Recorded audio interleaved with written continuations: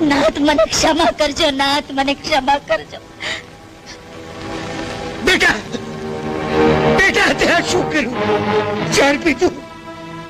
હા મહારાજ, એમના વના જીવીને હું શું કરું? મેં મારી બંને ફરજો બચાવી છે. રાણી વાલમે એમને મૃત્યુ દંડ આપ્યો અને પત્ની વાલમે ઝેર પીધું.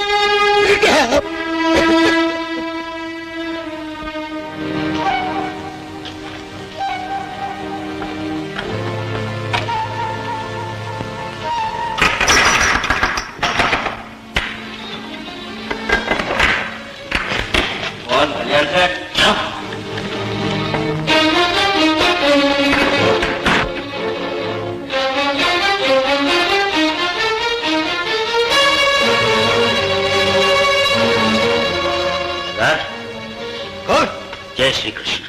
कौन से तुम? आटली मोड़ी रात्रे तुम और यहाँ? બે કામ એવા છે કે અંધારી રાતનો આશરો લેવો પડ્યો. બોલો ક્યાં હે? તમને ખબર છે ખેંગાર બાપુને મૃત્યુદંડ મળ્યો છે. જય શ્રી કૃષ્ણ. એટલે મારે અમારા મકસદમાં માયુસ થવું પડશે. જય શ્રી કૃષ્ણ સોદાગર. ખેંગાર નથી પણ હું છું ને. તમને દીધા વચન પ્રમાણે પૂરેપૂરો સાથ દઈશ, પણ એના બદલામાં જૂનાગઢનું રાજ હવે મને. જય શ્રી કૃષ્ણ. વલ્લા તુમકો જય શ્રી કૃષ્ણ. આમ તો તમે ખેંગાર બાપુને તો આપવાના જ હતા ને? મંજૂર હૈ, પણ આ કબૂલાત તમારે લખાણ ઉપર આપવી પડશે, તમારા સુલતાનના સહી સિક્કા સાથે.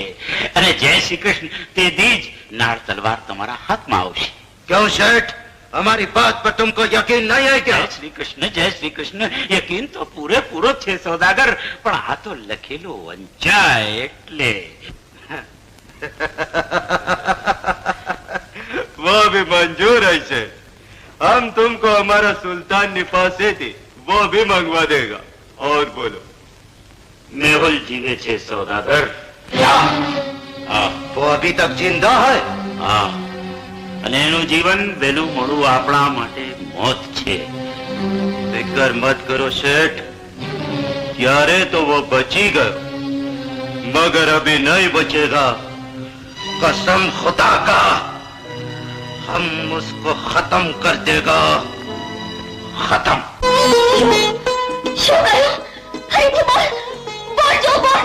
હા મધુરી, તારો મેહુલ જીવે છે, એ જીવે છે. કામ કેતી હતી ને કે યજ્ઞ હેલું ચડે એવા આનંદા માવળ મારે માટે બીજો કોઈ નથી. બીજી વાત જવાની ઈ ક્યાં છે? ક્યાં છે ઈ? મારે એમને મળવું છે. આપ ઘરે તો હાલ મારી હાલ.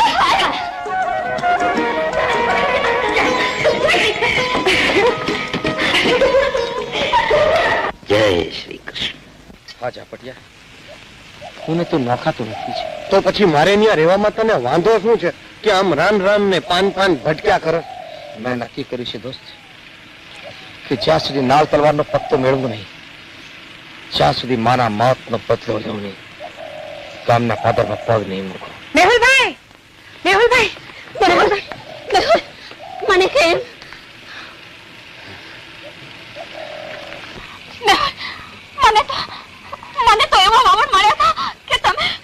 હું મરી ગયો છું.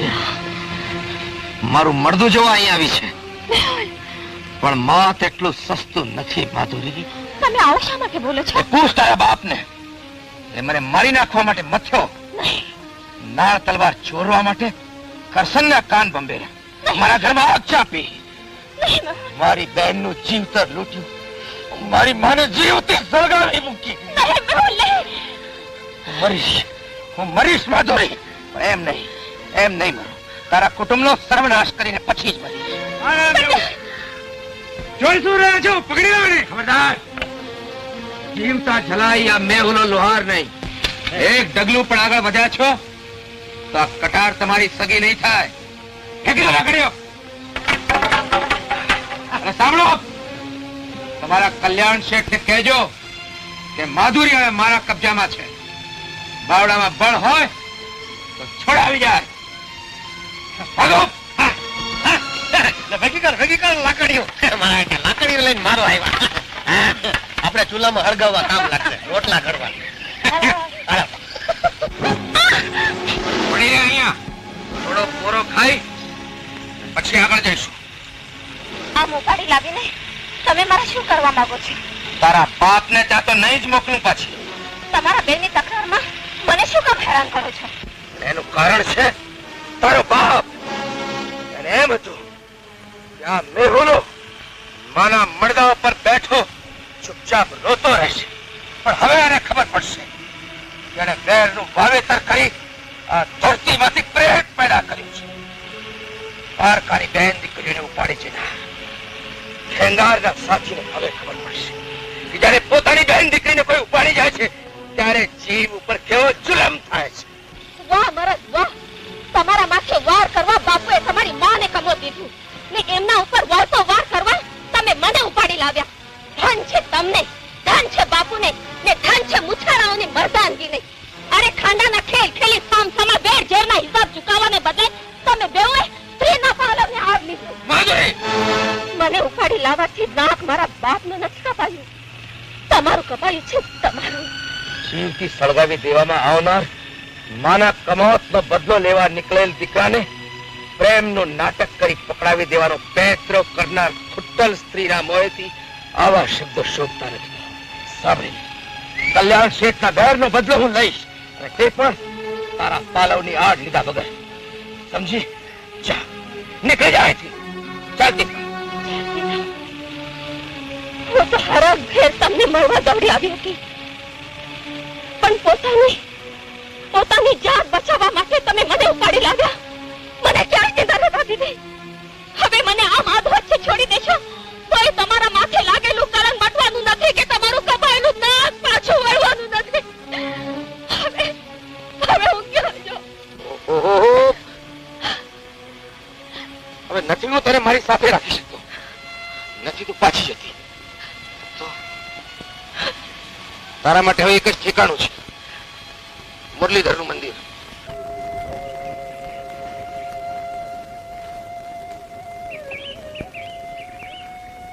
દીકરી રોજ આમ કોની વાત જુએ છે?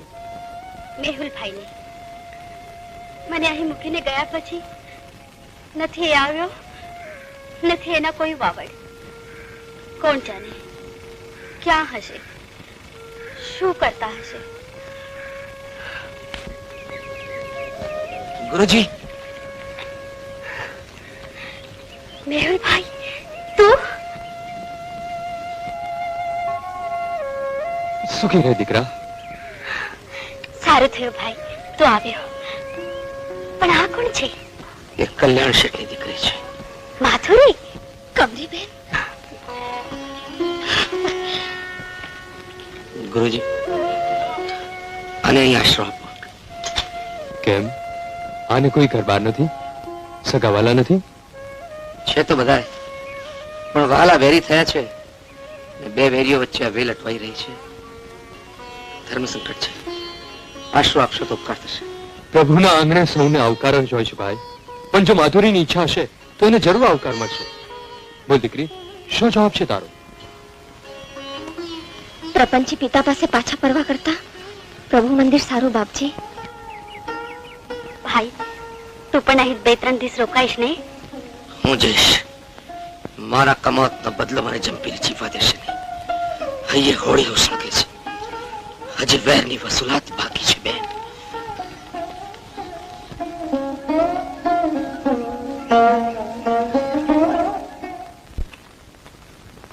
મહારાજનો જય હો.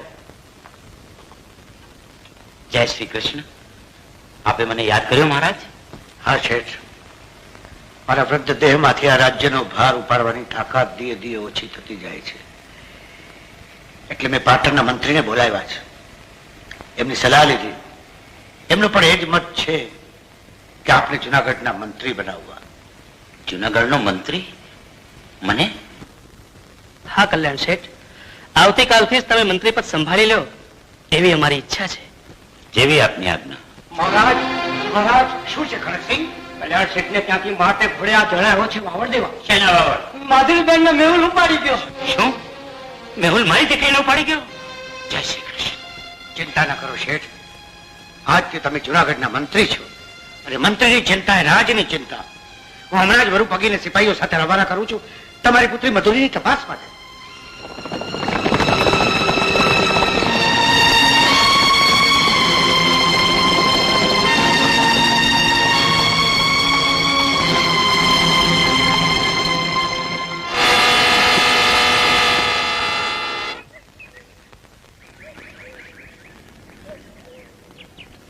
ઝાંઝર કદાચ શેઠની દીકરીનું જ હશે.